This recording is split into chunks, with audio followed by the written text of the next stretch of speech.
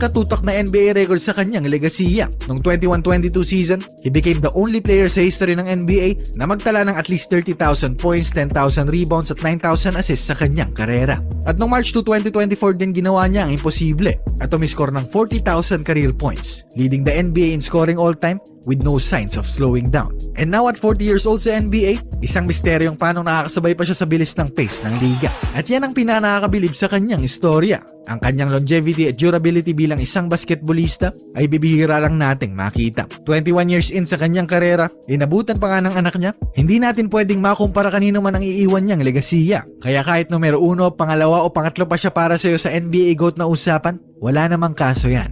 Ang hinihiling lang ng mga fans ay respetuhin ng lahat ng kanyang pangalan. Dahil sa kabila ng kanyang mga blunders at pagkukulang, isa pa rin siya sa mga pinaka-iconic at generational na atletang ating nasubaybayan. Kung naghahanap